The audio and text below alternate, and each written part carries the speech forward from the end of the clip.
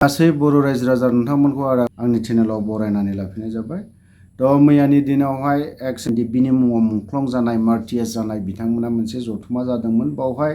हयतोबा प्रमद बर'आ मैयानि दिनाव नुदोंबा खोनादोंबो जानो हागौ। बिथांमोना मार्टियास टम्ब लुनायनि बारैबो माखासे खोथा सावरायलायनाय जादों। जुदि बिथांमोननि जाखिनि मोननांगौ मोन्थाय बेखौ जुदि मोनाब्ला बिथांमोना राजा लामा आरो बिटिसि सेक्रेटारि अफिस गेट गाथेनायनि माखासे सिन्था धारा खालामलायनाय जादों। आरो बेफोरबायदि खालामनो थाङाब्ला मालाबाबो बिथांमोननि जाखिनि मोननांगौ मोन्थाय जाखिनि फोसावनायमोन India government Assam state government ओमफ्राय बिथां प्रमद बर' सरकार बिथाङा फोसावनाय बेखौ होनाय जायाब्ला बिथांमोना खुद्रिसारनाय हाबाफारिखौ लागोन होननानै बिथांमोना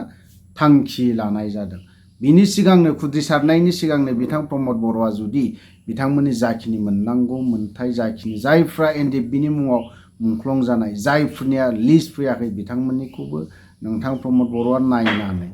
जुदि थाबैनो खालामनानै होयोब्ला मोजां जागोन होननानै आं सानो। मोजां जागोनल' नङा, बेखौ खालामनानै होथारनांगौ। नङाब्ला बिनि राहा लामायाखौ जायफ्रा दिनैहाय मार्टियास मुंख्लं जानाय न'खर बिथांमोना खुद्रिसारनायनि हाबाफारिखौ लागोन आरो लानायबो जाखागोन। दिनै बेफोरबायदि खालामाब्ला राजा लामा गाथेनाय नङाब्ला बिटिसि सेक्रेटारि अफिसखौ गाथेनाय नङाब्ला माबा मोनसे नङा माबा मोनसे खुद्रिसारनाय नङाब्ला दिनै गासैबो जिनिसखौ जोङो मोननो थाङा। दानिल' नङा, मोनफ्रोमबो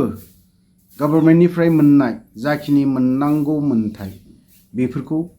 गाथेयाबा खुद्रिसाराबा मालाबाबो मोनफेराखै। बिदिब्ला लोगोफोर नायलांबाय थादो। बिथां प्रमद बर'आबो नायनाया मोजां। खुलुमबाय। बिसेस जोङो दिनै नैबे पार्कगाव कमिटि हलाव जोङो माखासे जोंनि मार्टियास फेमिलिखौ लानानै जोङो दिनै सावरायनाया बेनो। दिनै जोंनि माखासे जोंनि बिसाफ्रा जोंनि फंबायफ्रा जोंनि बिफाफ्रा गोबां आन्दलनाव बर' हारिनि थाखाय जिउ गारनानै थांदों आरो बिथांमोना हारिनि थाखाय जिउ बावसोमलांनायनि गेजेरजों दिनै मोनसे बिटिआर सुक्ति बेबादिनो 2020नि जानुवारि 27आव मोनसे पिस एकर्ड जानानै थांदों आरो बे पिस एकर्डजों लोगोसे दिनै मोनसे सरकारनिफ्राय जे मोन्थाय प्रटिक मार्टियास फेमिलि जायफोरा एनडिएफबिनि मुङाव मुंख्लं जानानै थांनाय आरो बिथांमोननो दिनै सरकारनिफ्राय जे रिलिबिलिटि 5 लाख होनांगौ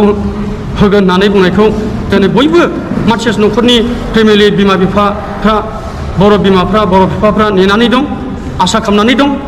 नाथाय दिनैसिमबो आसा खालामै नेयै मोननो हायाखै। आरो बेजों लोगोसे मुंख्लं न'खराव फर टारगेट साख्रि सोसननायनि खोथा बुंदोंमोन सारमोना। मोनफ्रोमबो एनडिएफबिनि मुङाव मुंख्लं जानाय मुंख्लं न'खरफोराव जोङो सासे सासे करि सरकारि साख्रिखौ जोङो होगोन। आं बेखौ दिनै नोंथांमोननि सिगाङाव एसुरेन्स होबाय। दा बेनिखायनो जोङो बेफोरखौ दिनैसिमबो मोननो हायाखै। दा बेनिखायनो जों दिनै नैबे पार्कगाव कमिटि हलाव जोङो अल क'क्राझार डिस्ट्रिक्टखौ लानानै जोङो मोनसे मार्टियास फेमिलिफोरखौ लानानै जोङो सावरायदों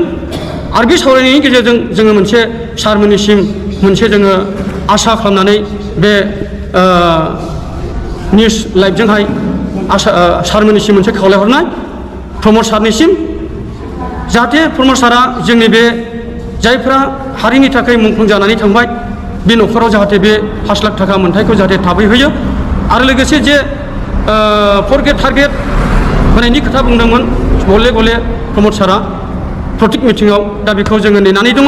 दा बेनिखायनो जोङो बे फर टारगेट साख्रिखौ जोङो गोख्रै थिसननानै होनांगौ आरो बेजों लोगोसे दिनै जोङो बे मुंख्लं न'खरावहाय अरायसम जोङो नेनानै दङ सारमोननिसिम। दा बेनिखायनो प्रमद सारनिसिम, गबिन्द सारनिसिम, फेरेंगा सारनिसिम आरो हेमन्त बिश्व शर्मासिम बे गंलायै खावलायनाय थाबाय जोंनि बे दाबिखौ जाहाथे गोख्रैनो सारमोना नायबिजिर खालामनानै जोंनो माबा मोनसे फिनथाय होनांगौ। जोङो दिनै गोरायै सारमोननिसिम दाबि हरनाय जादों। जोंनि बे प्रेस मिट होनायजों लोगोसे जोंनि बे मेल मिटिं खुंनायजों लोगोसे प्रमद सार, फेरेंगा सार, गबिन्द सार, हेमन्त बिश्व शर्मा सार बिथांमोननिसिम जोंनि नैबे मार्टियार्स फेमिलिनि जे एसोसिएसन दानानै जों दिनै मेल मिटिं खुंनानै दिनै बे प्रेस मिटजों लोगोसे खावलायहरनाय जोंनि बे खावलायहरनायखौ दाम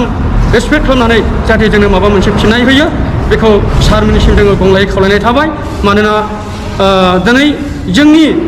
जे बर' हारिनि थाखाय जाय गोबां हाजार हाजार मानसिफ्रा दिनै बुजादों सोजादों जिनाहारि खालामजादों बेबायदिनो जेलाव लांजादों बेबायदिनो बुथारजादों सिथारजादों नाथाय दिनै बिथांमोननि